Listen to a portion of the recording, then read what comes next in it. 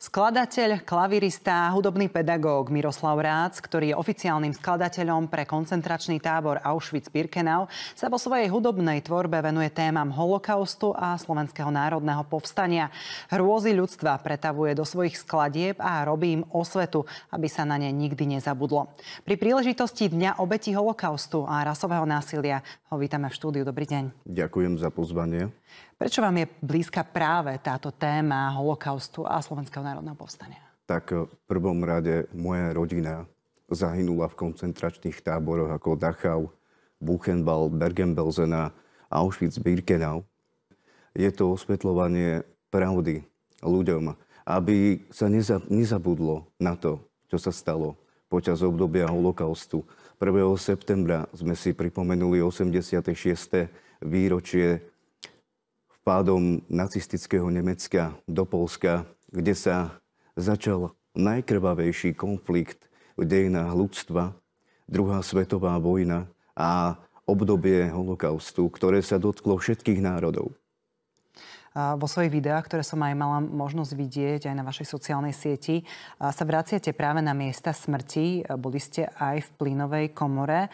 Ako sa vôbec rodí hudba, keď chcete ukázať aj takéto miesta hrôzy? Dám príklad, že som v koncentračnom tábore Dachau v Nemecku, ktorý bol prvý oslobodený tábor, kde sa diali tieto hrôzy, kde som aj natáčal svoj dokumentárno-hudobný film venovaný obetiam holokaustu. A všetko to prežívam, vidím to, mám to pred očami a ciťujem sa do toho všetkého a prenášam to do svojej hudby. Ako tvoríte práve túto hudbu? Vy viete tú emóciu si predstaviť, ako znie vo vašej hlave a potom ju dať do tých nôt? Áno, pretože beriem to s Božou pomocou.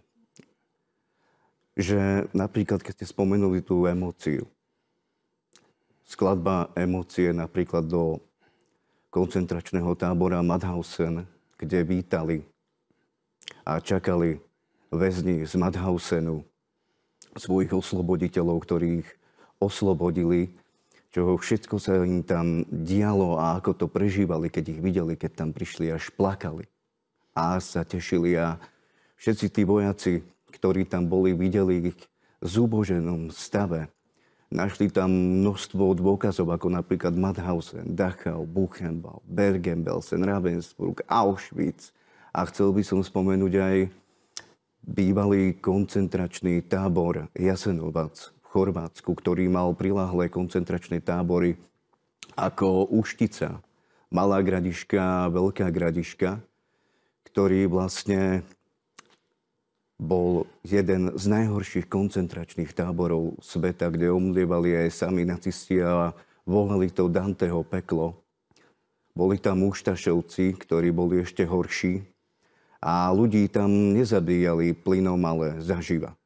Aktuálne ste sa podieľali aj na dokumentárno-hudobnom filme. Predpokladám, že práve toto sú ukážky z neho. Áno. Kde je venovaný vlastne hrdinom Varšavského povstania, ktorí sa hrdo a nebojacne postavili proti nacistickým okupantom. Čím vás táto udalosť dejín oslovila? Tak Varšavské povstanie bolo jedno z najväčších povstaní sveta. Ale máme aj povstanie vo Varšavskom gette, kde sa tiež bude natáčať môj dokumentárno-hudobný film venovaný obetiam Varšavského getta, kde bolo 500 000 našich Židov zhromažďovaných zo všetkých get z Poľska. No a čo sa týka Varšavského povstania v dejinách Poľska, je to veľmi veľká vec, pretože Poľsko bolo celé znevážené. Hitler nenávidel Poliakov. Poľsku Hitler a celé nacistické Nemecko ukázalo, ako sa budú správať Židom, Rómom, Poliakom, Slovanom a všetkým národom tohto sveta. Vaša tvorba je už známa aj najväčším hollywoodským režisérom, ako je napríklad Steven Spielberg.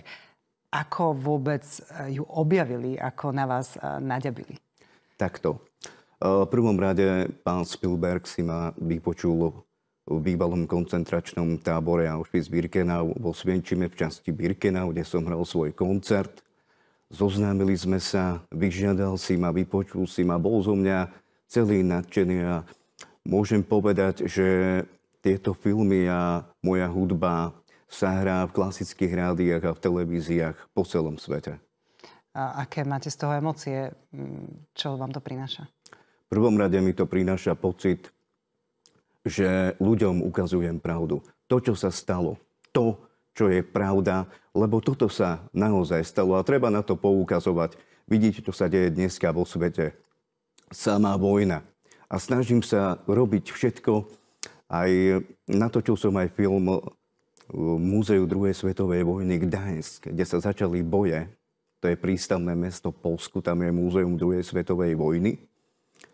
Že aby ľudia videli, čo sa dialo. Ako to bolo.